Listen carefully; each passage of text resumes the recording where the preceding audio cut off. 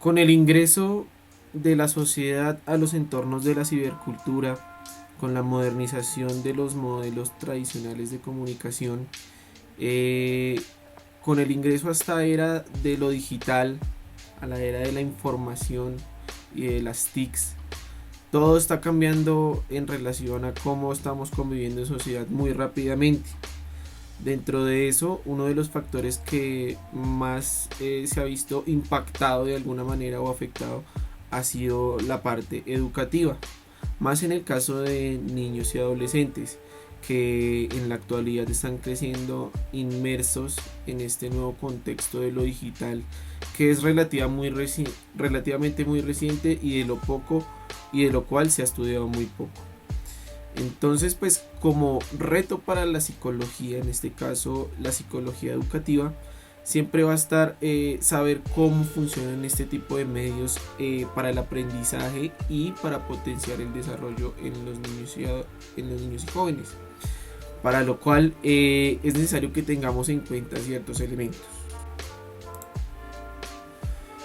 Uno de los ejes fundamentales bajo los cuales viene materializado este cambio es que como estudiantes y como ciudadanos nosotros hemos pasado o hemos hecho una extensión casi que de nuestra propia conciencia al entorno virtual. Entonces, como una extensión de nuestra conciencia política, pues utilizando el conocimiento que ya tenemos previamente para proponer soluciones a las problemáticas contemporáneas que afectan a las sociedades, y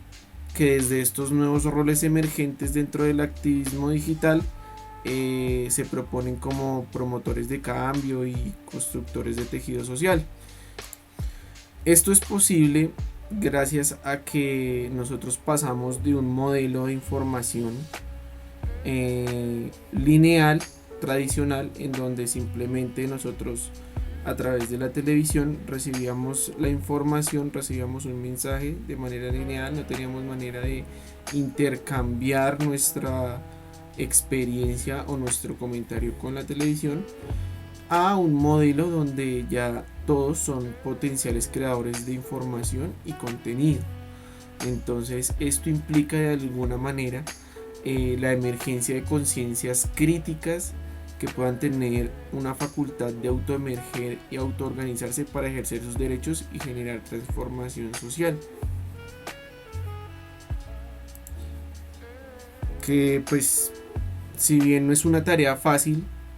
desde la psicología educativa hay un reto pues bien grande en ese sentido, puesto que en este momento la escuela tiene una competencia por la educación de los jóvenes con el internet, eh, en una balanza, digamos, donde hay una batalla por la comprensión o por la interpretación histórico-cultural de los hechos que son más relevantes de cada sociedad o de cada país, y que se torna como necesaria para poder generar verdaderos escenarios de cambio y transformación. Entonces, pues esta conciencia crítica cada vez tiene más impacto e influencia en las agendas políticas del mundo. Hay algunos estudios que afirman que la mayor parte del activismo digital que existe en relación con causas sociales como protección y preservación del medio ambiente, protección de los recursos naturales, lucha contra el maltrato animal, colectivos por la igualdad de género, entre otros, en su mayoría son conformados por personas de no más de 30 años. ¿Esto qué quiere decir? Que digamos de alguna manera sí se ha podido evidenciar que hay una influencia mucho más directa sobre las agendas políticas, sobre la gestión que tienen los políticos, en este caso con las problemáticas de cada país, desde que digamos se marcó el inicio de este activismo digital, ya sea a través de publicaciones de Facebook, lo que sea, en la búsqueda de unas competencias mínimas necesarias que debe tener todo estudiante para que pueda hacer uso correcto y complejo de estos instrumentos digitales, que van desde saber cómo lidiar con situaciones de estrés y angustia, como también saber qué formas de activismo existen y se encuentran, digamos, disponibles en la web, para que, digamos, las personas desde sus conocimientos previos y su interpretación de su rol social, desde sus conocimientos previos, pueda, digamos, volverse productor de contenido y sepa cuáles son los mecanismos que le ofrecen este nuevo entorno para mitigar las problemáticas en un engranaje de inteligencia colectiva, en donde, digamos, todos desde el rol y la ocupación que tienen en la sociedad generan un pequeño aporte para la construcción de una solución. Asimismo, también tener la capacidad cognitiva de poder discernir de noticias falsas de verdaderas en un momento pues donde la información es clave para el avance de la sociedad. En cuanto al interés de la psicología de la educación, tomamos como referencia en primer lugar a la educación liberadora de Paulo Freire. Esto porque se tiene en cuenta que con el avance de la educación, gracias al desarrollo de la ciencia y de la tecnología, se ha exigido que la formación de un nuevo ser humano sea mucho más crítico y reflexivo. De esta manera se busca que la persona pueda comprender su realidad emergente, su contexto, crear cosas nuevas y pues de esta manera también poder hacer planteamientos destinados a mejorar su entorno, que pues tendría un impacto directo con la política de su país. Entonces, en esta búsqueda de desarrollar el pensamiento en los seres humanos, pues los esfuerzos se dirigen hacia una educación liberadora que los oriente pues a tener una mejor comprensión entre ellos mismos, a expresar sus ideas, sus opiniones y pues de esta manera ser promotores de su propio bienestar. En este sentido, pues el autor Freire ha sido uno de los propulsores de esta educación liberadora que pues se interesa más que todo por la formación de un individuo pensante. Con relación a esto, pues se expone que la importancia de desarrollar este pensamiento crítico en el ser humano puede reforzar su condición como ontólogo de todo lo que lo rodea. El ser humano pues de esta manera puede llegar a cuestionar, a reflexionar, incluso a intervenir y de esta manera pues puede proponer mejores eh, propuestas para tener como tal en la sociedad y en el mundo en general. Y esto es lo que pues el autor llama leer el mundo. Y pues es importante entender que para que exista este desarrollo del pensamiento, todos los seres humanos tienen que tener la oportunidad de expresar estas ideas, las opiniones, y que a pesar de el espacio educativo en el que se encuentren, tengan la oportunidad de que se respete este pensamiento.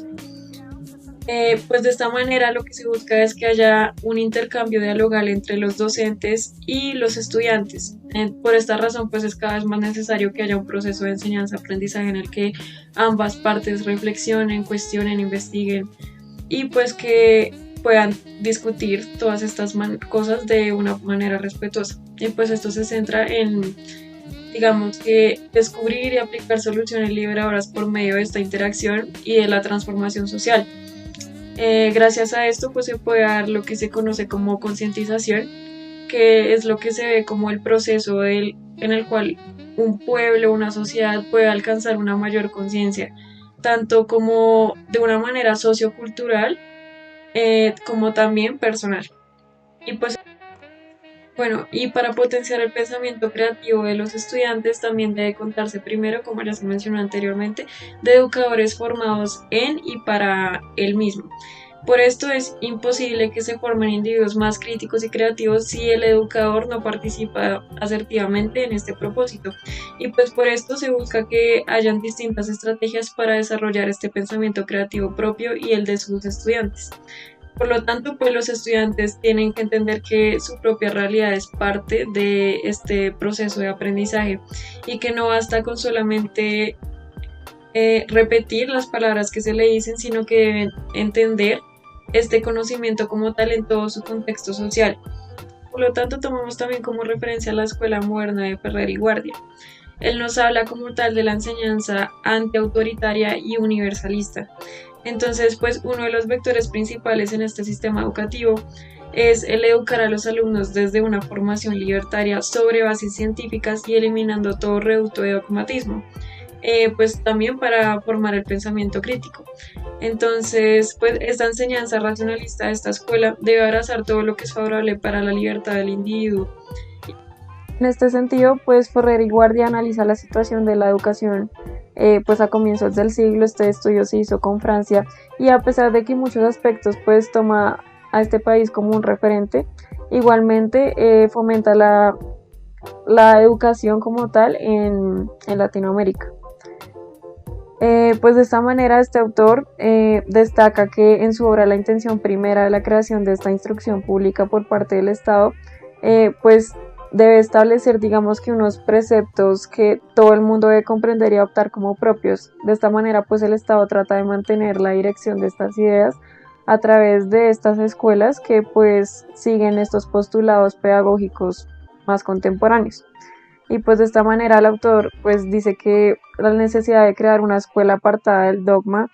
es con el fin de favorecer pues la emergencia de personas con criterio y con capacidad de reflexión y pensamiento crítico. Y pues esto es buscando que las personas no sean conformistas, que no se dejen atrapar por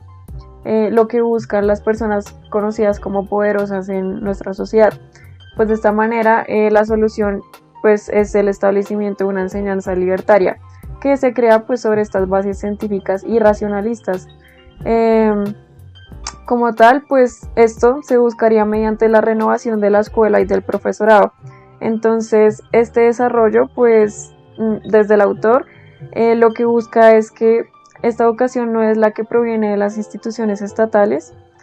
sino que emerge simplemente como una necesidad de los avances tecnológicos de la sociedad, pues ya como tal en la contemporaneidad. Y pues esta instrucción de las sociedades del siglo XIX, que fueron estos estudios, se pues a la necesidad de educar bajo un mismo dogma a las clases obreras que precisan de esta información pues para como tal dar trabajos industriales.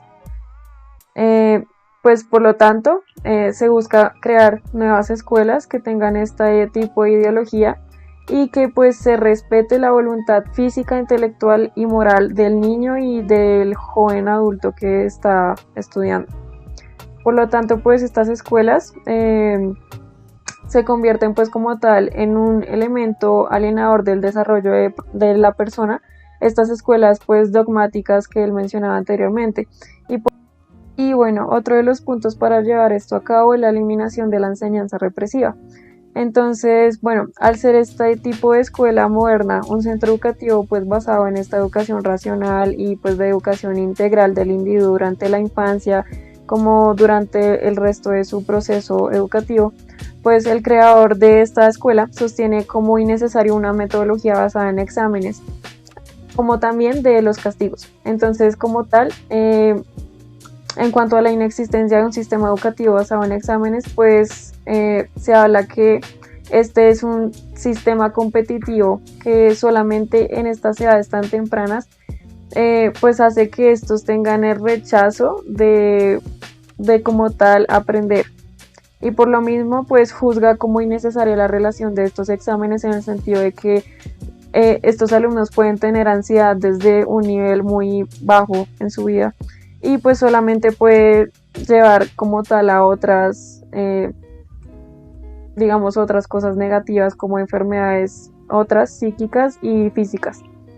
Por lo tanto pues este sistema convencional que se basa en la ejecución de estos exámenes se basa solamente en un aprendizaje memorístico y pues esto se aleja de la educación en este sentido que pues el alumno no está realizando como tal un aprendizaje significativo y por lo tanto los contenidos no son naturalizados personalmente, sino que solamente se aprenden con el fin de obtener una puntuación pues que ya va a ser evaluada por los profesores. Por lo tanto, pues la inexistencia de este sistema basado en exámenes tiene como la finalidad erradicar esta desigualdad generada al haber alumnos con buenas calificaciones, otros malas, otros en el intermedio y pues de esta manera dar a todos una igualdad, digamos. Y bueno, otro de los puntos importantes ya para terminar es el higiene escolar. Entonces desde esta teoría pues en primer lugar se debe hacer un hincapié como tal en estas necesidades sanitarias de las instalaciones y de esta manera pues favorecer los buenos hábitos higiénicos en los niños. Pues de esta manera se intenta favorecer tanto la salubridad de todo el ambiente escolar como también pues que ellos lo tengan individualmente. De esta manera pues se expone también digamos la necesidad de favorecer la salud física de las personas desde la infancia y pues ahí se da la importancia que tiene la educación física como tal en este tipo de escuela y pues asimismo también busca desarrollar este método pedagógico en el que los juegos sean muy importantes para el niño, porque estos se deben centrar como tal en un desarrollo saludable para estos mismos, pero también pues a partir de estos juegos espontáneos pueden desarrollar cosas como mayor curiosidad que va a ayudar a su descubrimiento de más. Bueno, y de esta manera los niños en los juegos se supone, según el autor, que estos tratan de imitar a los adultos. Entonces, desde esta manera, desde la infancia pueden ir desarrollando el gusto por determinadas profesiones, así como también desarrollar procesos de aprendizaje que ya sean significativos y no solo memorísticos. Por lo tanto, pues el estudio de los juegos en los niños, según se ha estudiado, demuestra la gran semejanza que tiene con estas ocupaciones pues en los mayores, y los niños de esta manera pueden combinar y ejecutar pues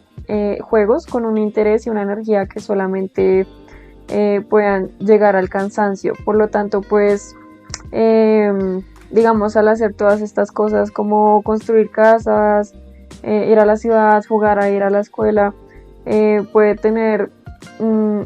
cosas más bien negativas. Entonces, por lo tanto, lo que se busca es que en el juego, ya sea de manera espontánea o que ya sea como tal planeado, como tal por medio del ejercicio físico o distintas,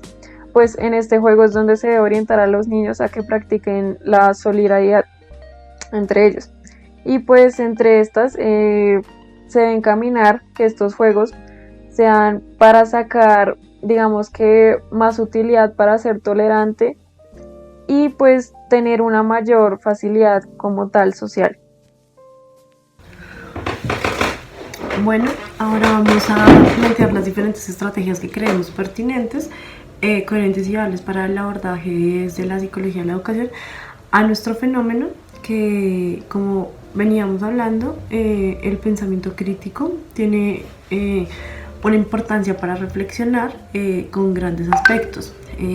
pues que se relacionan entre sí y a su vez son indispensables para comprender la situación actual y futura pues de nuestra sociedad global. Hay tensiones políticas e ideológicas entre diferentes naciones,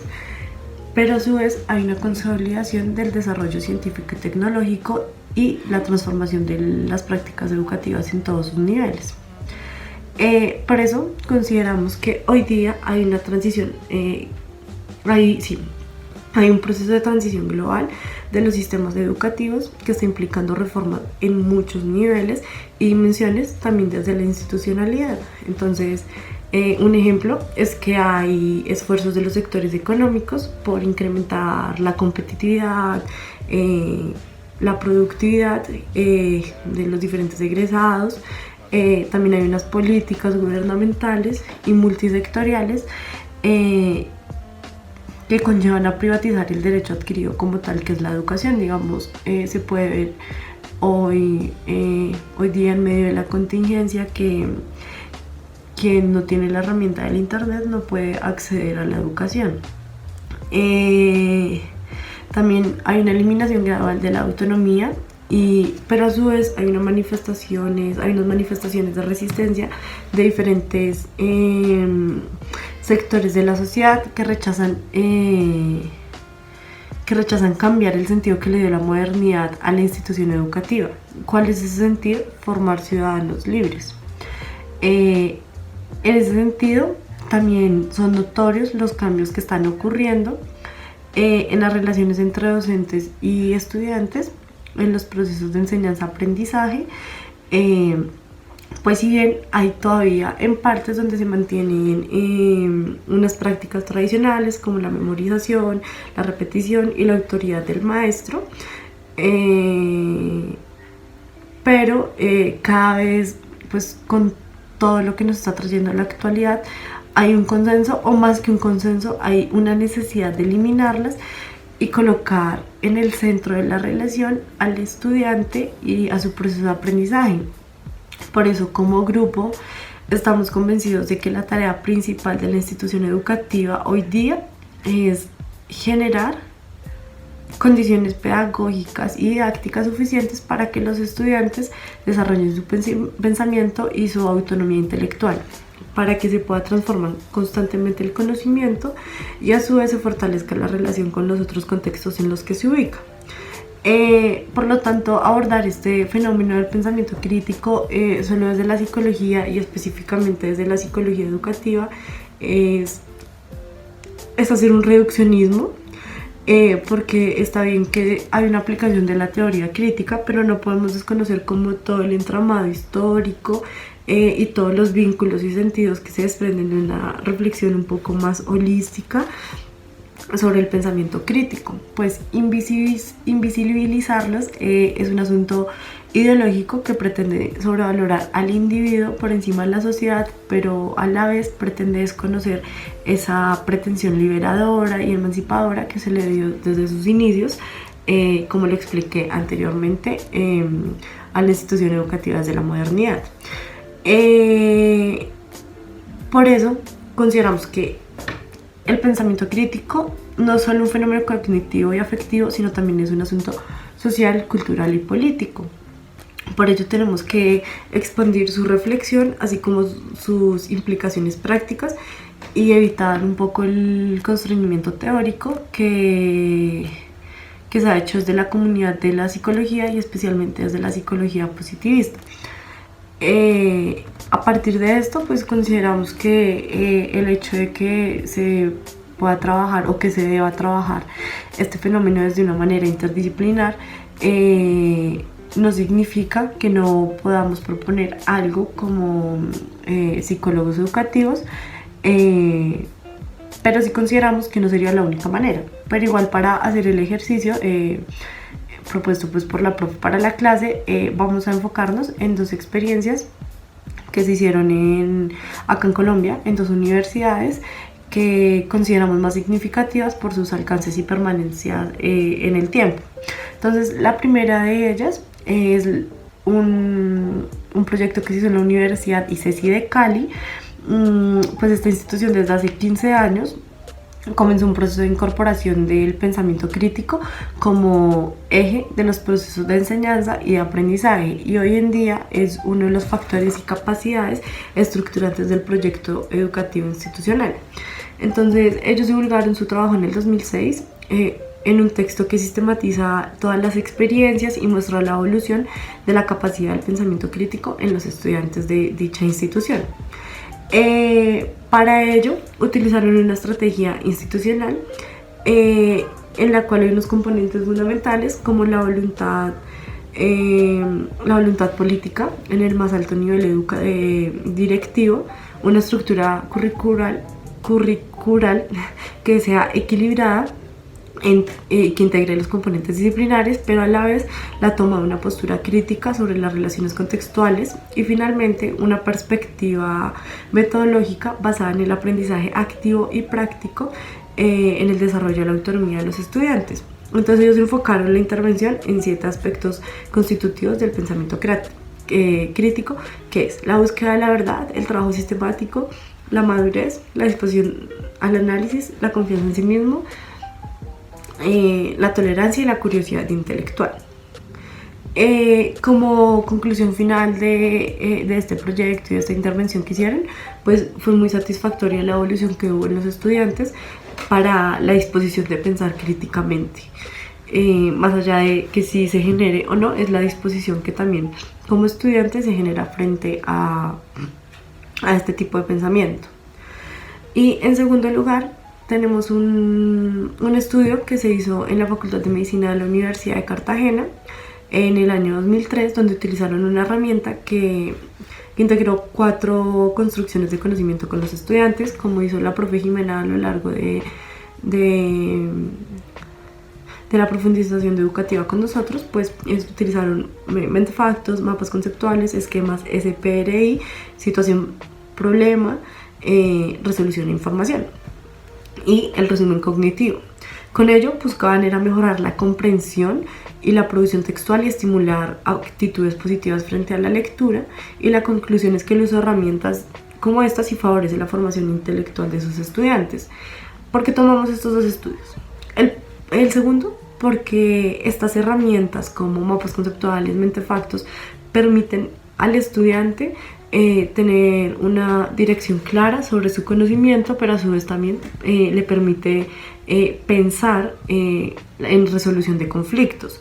Y esta herramienta puede ser algo que se utiliza dentro del aula, pero con el primer estudio que quería llegar como a una estructura curricular equilibrada entre la voluntad política ya también fuera del aula de clases,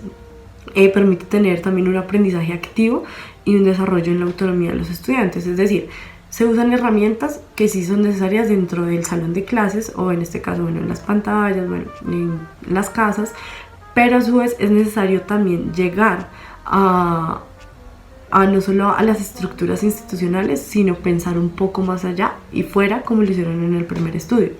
Por eso esa sería como nuestra propuesta, hacer un complemento entre las dos, porque consideramos que el enseñar es una experiencia para quien lo hace, que es diferente a algo automático. Pues el comprender, el recordar y el practicar son procesos del aprendizaje, y para que pueda haber un pensamiento crítico en todos los procesos educativos y también desde la experiencia del estudiante.